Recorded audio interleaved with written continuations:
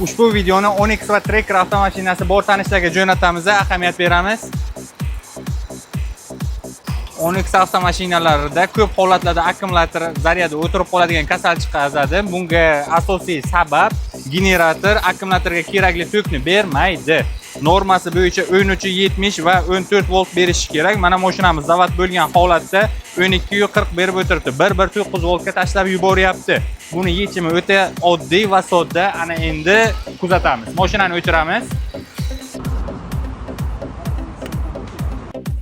Generatorga mana bunaqa stekercha tiqib qo'yilgan bo'ladi. Stekerni mana shundoq sug'organda, qizil o'ng tomonda bo'lganda mana bu jigari sim shundoqqina kesiladi va oddiygina katta diod o'rnatiladi. Diodning polosalik tomoni yuqorida, qora tomoni generator tomonda bo'ladi. Mana o'rtada o'rnatilgan.